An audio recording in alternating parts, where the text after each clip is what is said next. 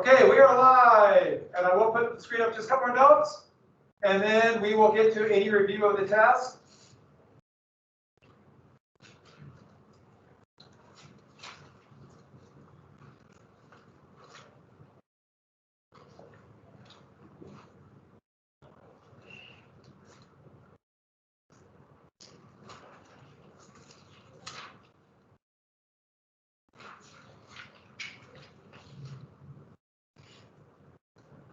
And just a couple more notes, because I didn't quite finish everything I wanted to finish.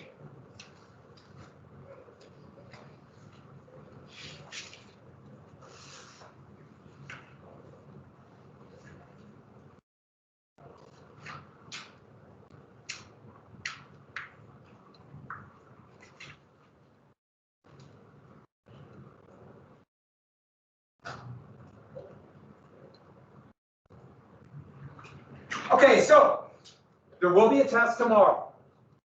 And I've been sending that review list out to everyone, get it on Teams. And I'll go over some of the things you need to know. It's just, I made it, there's like 30 multiple choice, but I did them kind of like a matching too. So I wanted them very basic, and then some short IDs. And the short IDs, don't forget, 3 to 4 sentences explain what it is or where, when, some basic information, give me an example and what it led to, why it's important. And there'll be things like the Mycenaean culture. I want you have to write about one of the 3 big philosophers I talked about: Aristotle, Plato, and Socrates. And then I'll ask things about, I put them with asterisks on the Mycenaean culture. In fact, I think most of them be like little groups, like the first kind of in order by time. So answer a couple from the first group, a couple from the second group, and then one from the philosophers. And so you have to have your laptop tomorrow.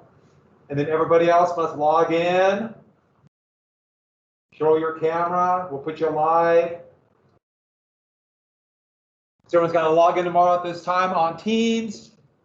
And yeah, the review list is, so the Greco-Persian War, Sparta, I'm talking about, the kind of the Sparta culture. But I'm asking, short idea about that one, how they create the militaristic culture, and with the 2 kings, etc. Thermopylae.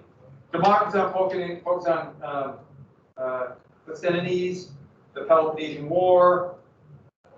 Yeah, Alexander, Hellenic era, which I'm getting into right now. Be pretty basic. I don't think you guys will have any trouble with it. And I'll go through anything else if you have a question on in a second. But engineering and empire. I'll look through real quick. Did you like the video? I think you did a great job. I enjoyed it. We only got one more left. Rome. So it's really good. I have a question. Which one? 22.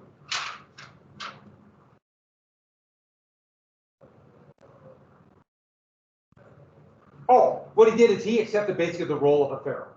So when he went there, he said, I'm a pharaoh. He adopted Egyptian practices, including well-to-wed practice. You even had it down there. What do all pharaohs do? Who do they marry? Yeah, they marry their sister to keep it all in the royal blood. He had a lot of illegitimate children too, so weren't too many 3-eyeball children, but inbreeding. But it adopted the same kind of principle, and he gave them that strong leadership. He said, I am in charge, and they had been floundering a little bit. Yes? Just get to me more. And they talk about the library. I think I agree. They're fun to watch. They're a good thing to watch. We're a little behind because of the weird classes, and everything just takes longer online and everything, but whatever. We'll get through this. We'll get through everything as much as we can. And I love how they talk about the siege of Tyre right here, and building the jetty out to it. And then here is, so Issus is right here, and then the big battle at Gaugamela right here. And that's a battle they didn't talk about in the class. I mentioned Isthmus by using those oblique tactics of setting his main forces on one side and attacking like that. So basically just keeping an off-balance line, which seems kind of obvious, you attack the flank. But since it was so new, people were scared to weaken one side. but Gaugamela would be his greatest victory. And that's one I didn't quite mention in class, so let me quick get to that one. By the way, can you hear me okay? My microphone doesn't seem to be working as well as I'd hoped. Especially when I drop and then unplug it. Okay.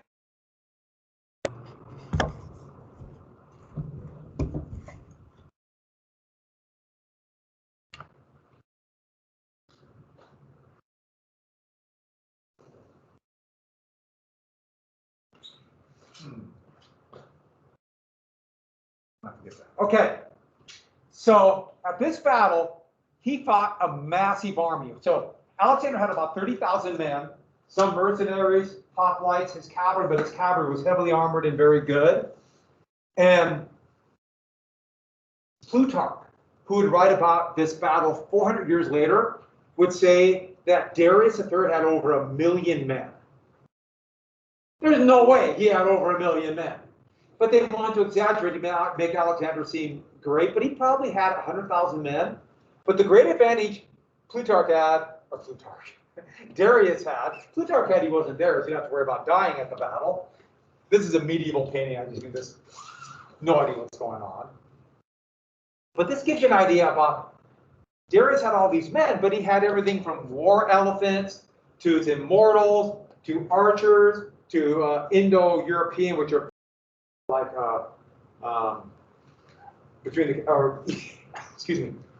east of the Caspian Sea, these horsemen, had all of them there. Well, the problem was they were not organized. They didn't speak a common language, they didn't understand each other. They had that great advantage. Alexander did it having a cohesive force. And he did almost the same thing, but now he is way outnumbered. The Persians and Darius had enough men to outflank them on both sides and just sweep around them. But Alexander knew that he put his best forces here with him, and then good reserves here, his thin line of his phalanx and cavalry could hold out here, and then the oblique pattern here. But he's still outnumbered. And so what he did is, he knew Darius would attack, and Darius would attack here. Alexander kept stretching his line out, and Darius kept stretching his line out. And remember, his best forces are here. Then you need really trained men, because Alexander then took his house cavalry. As he'd been stretching out here, it left a hole. And that's what he did with those oblique formations. He kept stretching out Darius, knowing that his men would not be really coordinated, and then Alexander taking his trained cavalry in the middle of fighting, pulled them out and attacked in that open area. And that just destroyed Darius's army, and they took off in flight. And that's how he did it. And they were able to hold out against overwhelming forces here just long enough for Alexander to sweep through. So it kept it weak here, main power here. And everybody would copy Alexander. The Romans would do the same thing. The Romans, they would have more flexible infantry than the phalanx. But that's Gaugamela. And with that, Persepolis was taken. He gave his men a week to take Persepolis. They sacked the city. That was part of his, hey, we've gone through hell of 4 years of fighting and dying out in the deserts here. Whatever you see is yours. Yes, I know it was as bad as you can imagine for the people who live there, but they took all of that, and that would begin then. Darius would surrender, but there'd be like guerrilla fighters that would go into this area here, and Alexander followed them into what is now Afghanistan. He's up there fighting in the mountains in the Hindu Kushes, and not really getting or not bringing them to battle. And then that is when he went into India and fought here. In fact, that's where his horse died. And that's when the men said, we've had enough. Let's go home. And they would go back, and it would be here that he died mysteriously. So the video did a good job talking about that. What happened to his body? Do you remember? Somebody took it. Yeah, we'll get right to this. So there's no successor.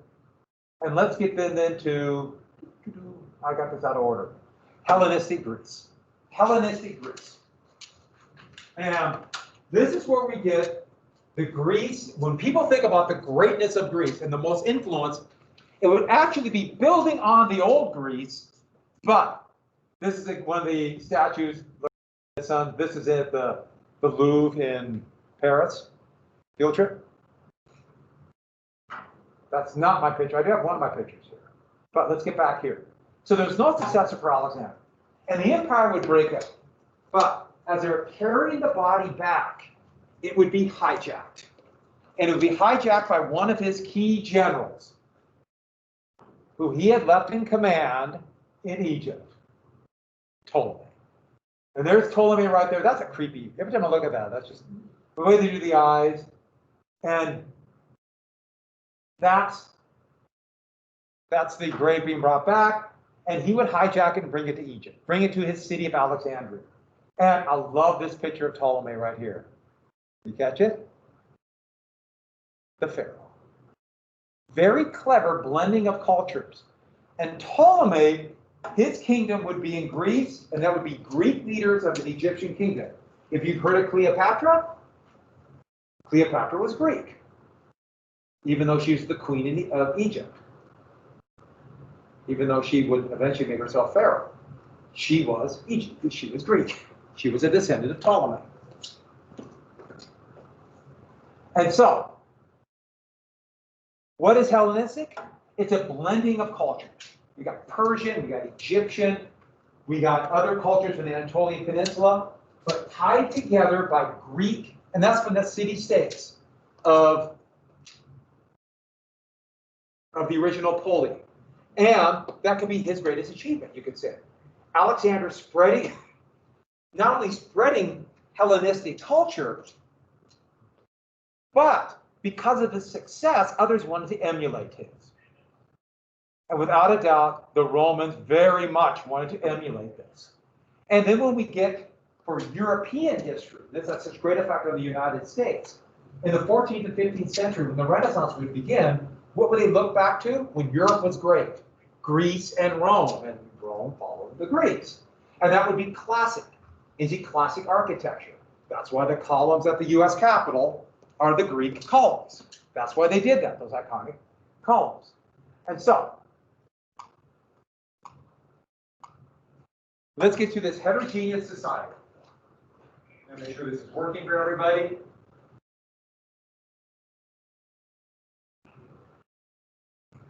I'm kind of worried about my sound. So, Alexander did this right away by marrying two different Persian princes.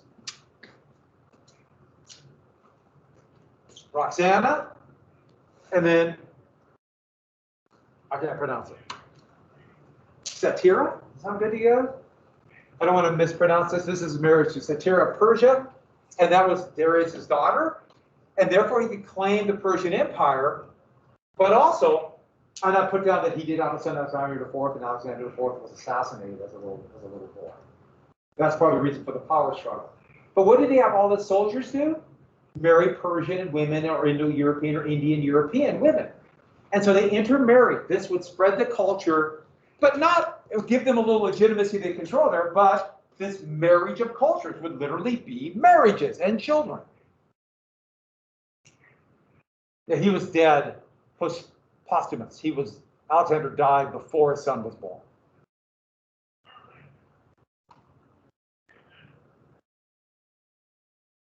But this intermarriage was a clever way.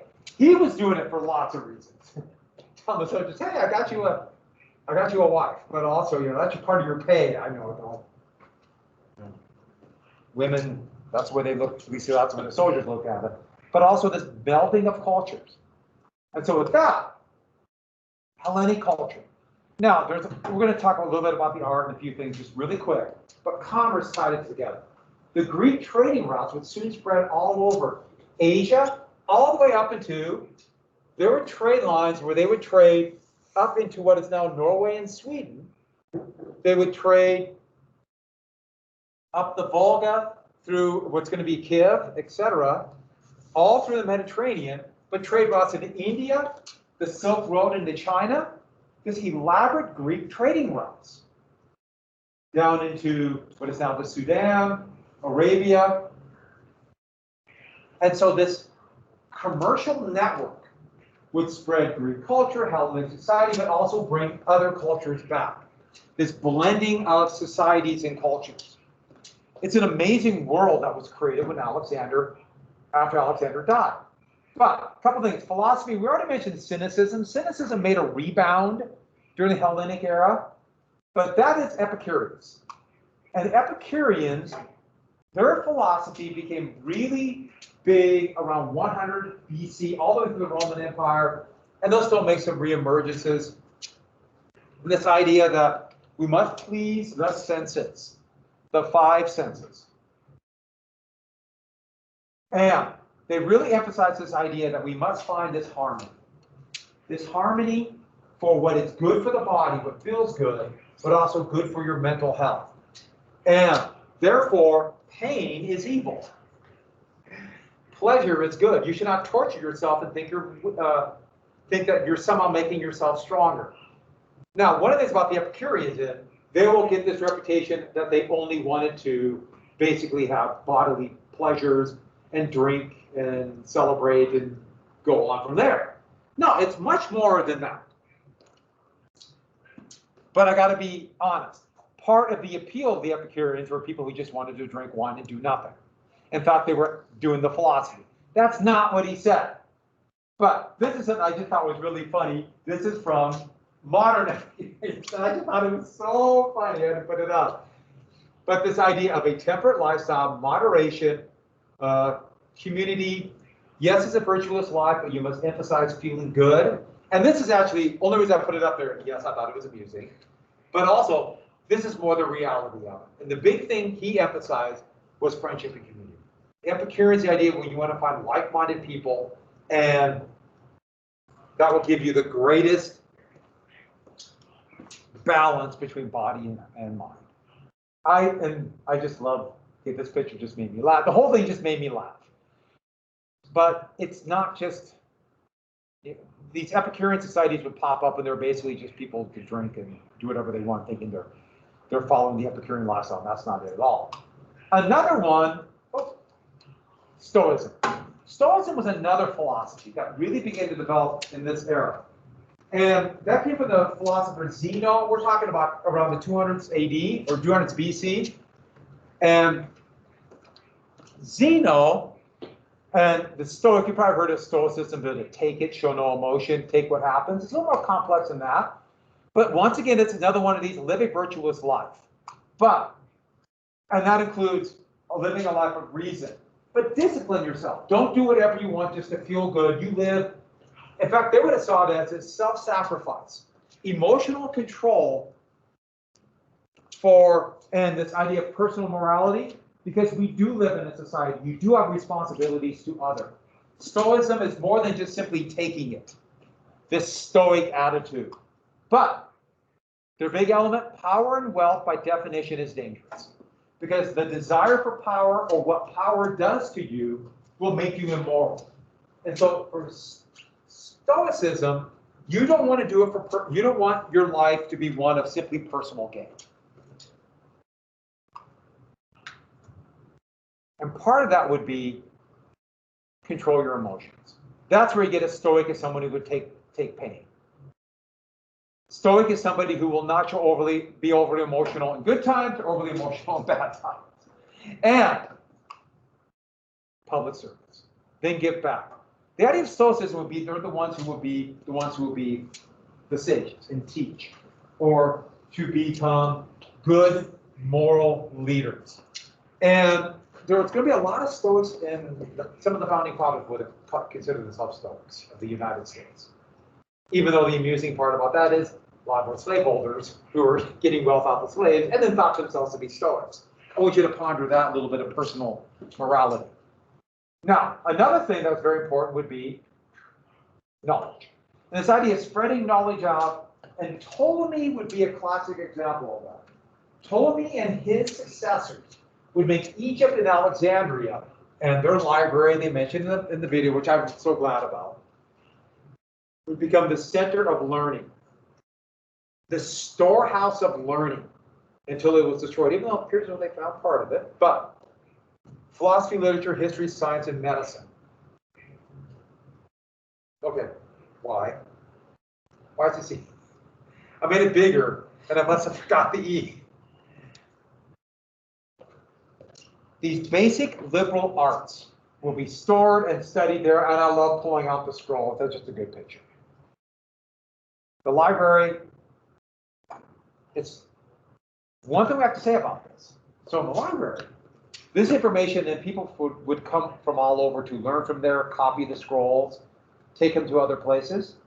And during the expansion of the Arab world, and the expansion of Islam, they took to this Greek writing, stored it, spread it out, and put it in Arabic writings.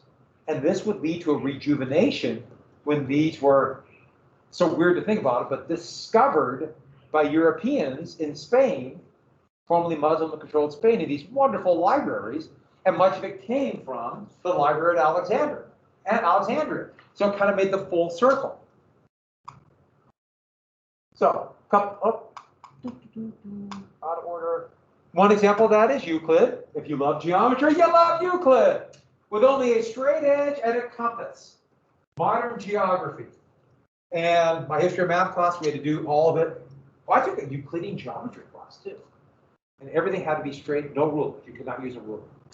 So you had to measure everything with a compass. So you did compass and straight edge, and triangles were the key, but everything else you had to use was a straight edge and a compass. It was hard. Because you're used to using a ruler to measure. You couldn't measure. I'm a math major too, that's why I did that. Looking back, I don't know why anymore. But there's Euclid. That's in that great school of Athens painting. Euclid bent down with his seated compass. And then you can, one of his Euclidean books, this is in Latin, but another one, Archimedes.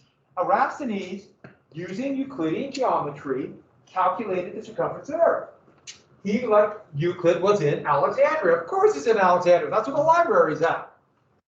Using the column, using a column at the library at the tower, or at the library in Alexandria, he, and a well in Cyrene, which is further down the Nile, using the width or the measurement of the shadows that it would make, the angles the shadows would make, he calculated pretty accurately the size of the Earth. Because he came up with this angle. And knowing the Earth was around, knowing the Earth was a sphere, this is another picture of how he did this. So it has to be fairly far away. You couldn't do it like from here to the gym here at Capitol. You wouldn't get enough distance, but down the Nile, taking those exact measurement, he came within a couple 100 miles of the exact width of the Earth, diameter of the Earth. Yes, everyone thought the world was round. They were really, really smart. That's one example. Another one was Archimedes. Archimedes would make the compound pulley, which if you ever had to lift something very heavy, you know what a compound pulley can do for you. It's actually pretty amazing. You have to pull a lot more, but you can pull incredibly heavy weights. A mechanical screw that can be used as a pump for drawing water. He also is best known, oh, I didn't want that picture there. Oh, well. Eureka, sitting in this bathtub, dropped something in his bathtub, and he noticed something, that the water level went up a little bit, and realized the displacement of water. He dropped a crown into his bathtub, realized that the displacement of water, we had to figure out the mathematical formula for not only the value, to figure out volume of objects, but also how to figure out the volume of your regular objects, like a crown, by dropping them in water. And he was so shocked, he jumped out of the bathtub in Syracuse, in Sicily, one of the most important areas of Greek colonization, Syracuse, Sicily, running down the street naked, screaming, "Eureka, Eureka!" which means basically, I figured it out. Now this, I meant to put on this picture, but he also devised very clever defenses for Syracuse, the city of series of pulleys, of walls that would come down, drawbridges, giant hammers that could crush ships if they tried to board over their walls.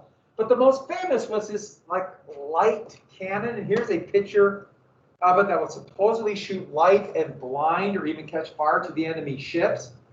And nobody's really sure how it worked, with some kind of like laser beam. But this would be an example of this that would be modeled but never actually made in the 17th century. You can see the pictures of this, the 17th century garb, of magnifying glasses that would magnify the sun's rays to shoot out through a mirror to burn enemy ships. Okay, I don't know how it would work, but it's kind of cool. We should build one for here. Who's with me? Keep people out of my room. So, a couple things about it.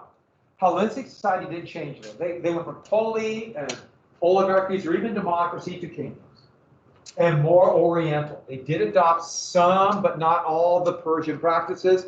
And here are the different kingdoms. Sparta remained relatively independent until finally absorbed by the Romans. So after Alexander, kingdoms. Also, a couple other big achievements. Great achievement in arts. Their art really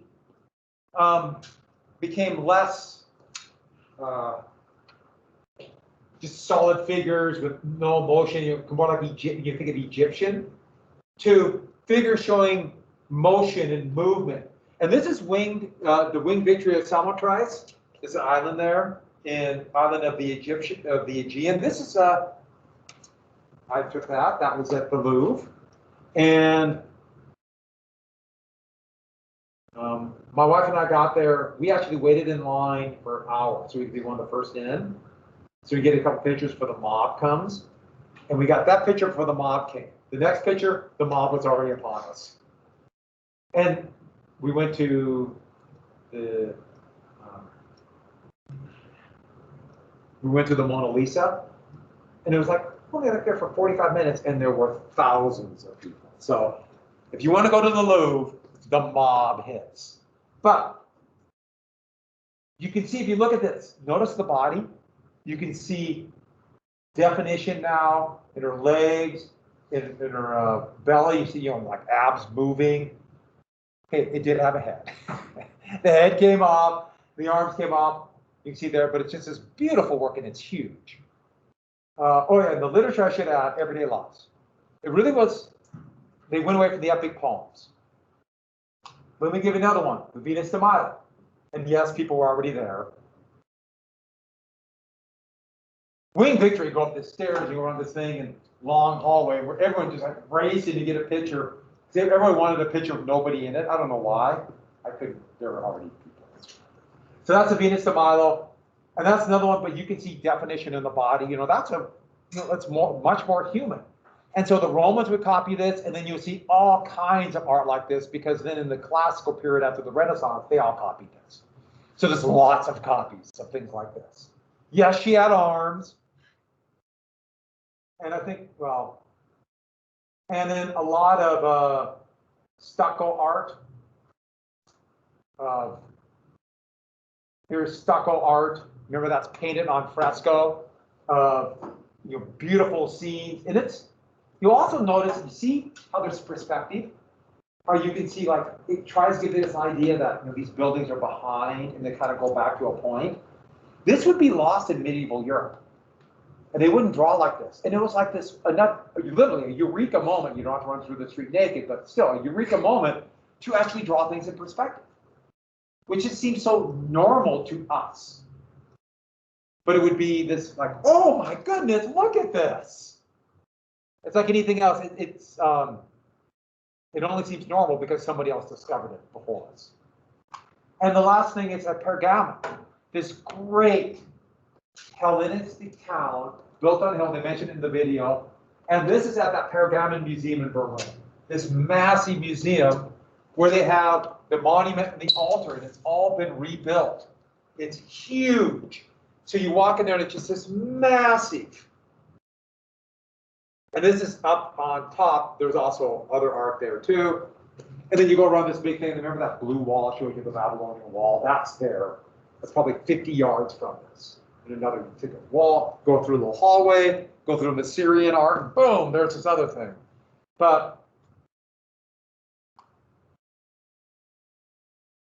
And that's the Pergamon altar right there. And it's one of those, you're like, wow. And then you see the Babylonian Gate. This is my favorite museum. We should go. But that's a Hellenistic world. And yes, they would be this flowering culture. There'd be elements of it that would survive. It would become more and more Persian. You get the reemerging of the Persian Empire. But the Romans would pick and choose and take this. And so with that, good unit? Ready for a test? We just do it now? Any questions for the test? Anything you're not sure about? I want nothing to be a surprise here. I want you to do well. There's a lot of things a little bit awkward. Remember, Isis, that's the oblique.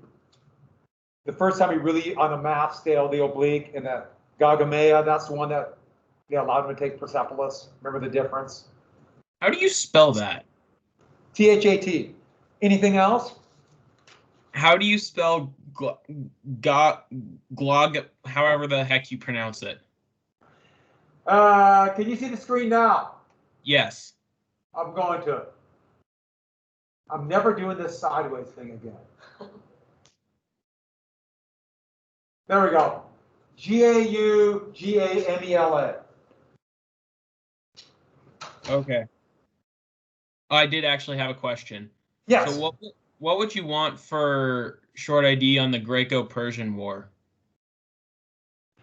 The thing I would want are there were two attempted invasions by Xerxes and Darius that were both defeated. Give an example of where they were defeated and what it led to.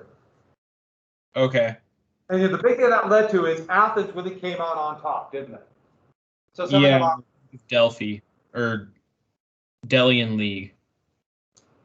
And so just give an example of like one of the battles, like Marathon or Salamis or one of them. Okay.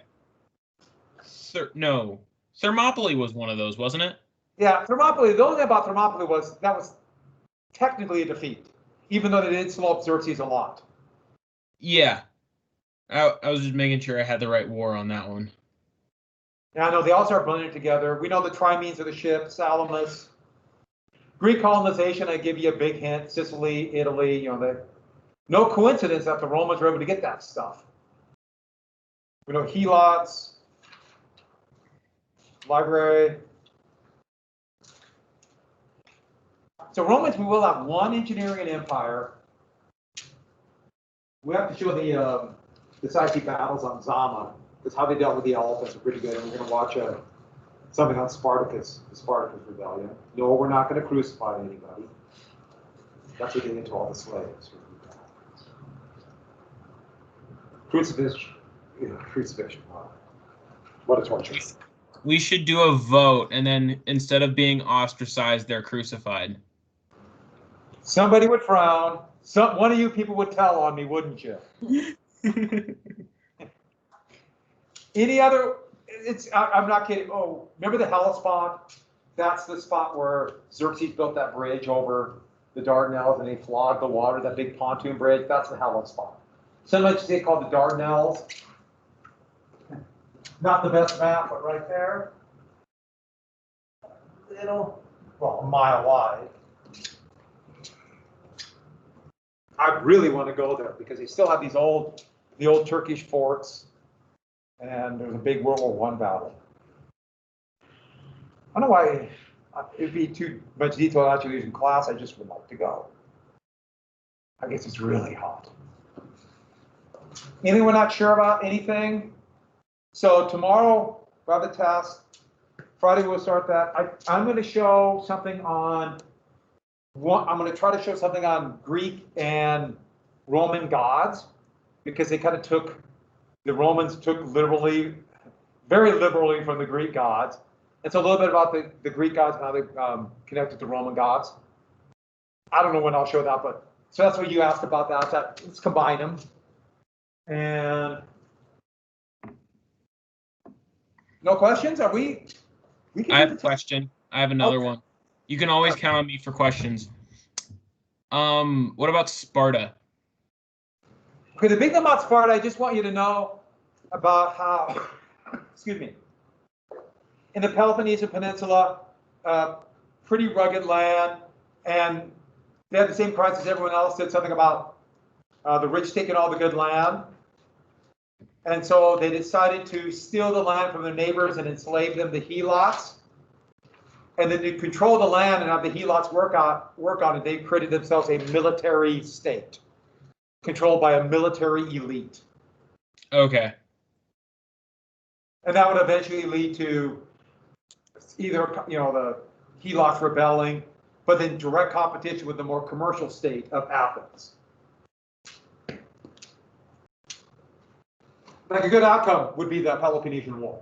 That's a direct, it's going to come. And all kinds of stuff about the Spartan lifestyle and really bad movies.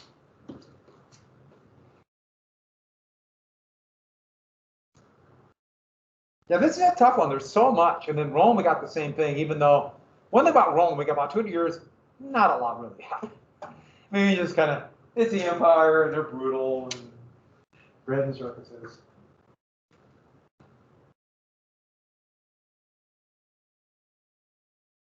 Anything we're not sure about? So don't forget, everyone, you have to log on, look before class. You have to have your cameras on. I know it's a pain. And you guys have your laptops, tablets tomorrow. Make sure they're charged. Thank you. We should have a Roman food day. Peacock eggs. And anybody with a peacock? I like that plan. Oh, Lauren asked, where do we turn in the engineering and empire worksheet? Oh! Has that assignment not dropped? It's not on there? Let me look. Shoot. It didn't? I don't think I saw it. I don't remember seeing it. Okay, as soon as I get time after class, I'll put it up so you can turn it in. I know I typed it in. Maybe I didn't hit the right date, or maybe I just didn't hit enter. It could just be a draft. Sometimes if you don't actually hit enter, it doesn't go. Oh. And yeah, you just have the notification that you're doing it pretty much. Okay, it's 7th period I have off, and so I'll do that my 7th period. By the way, was anyone roads terribly icy this morning? They were kind of wet, Yeah, not really icy. I was scared. Yeah, it's slow. I was not expecting a foot of snow. Yeah, no kidding. Yeah. Like the first snow is usually like so, it's just like a few inches at the most. Yeah, this was a little, and it was wet, heavy. So I saw a number of tree branches down, going down in near the Capitol. I'm driving there, and a bunch of those older trees. Oh, I hate that. We like trees. We worship trees. We're gonna be Druids. Oh, no, that was not a religion. No question. Okay, test tomorrow. I try to make it very basic. I don't want to surprise people. Yes, you want me to. Couple questions on the Holy Roman Empire. Come on. And then we get the Romans. Oh, since everyone's here.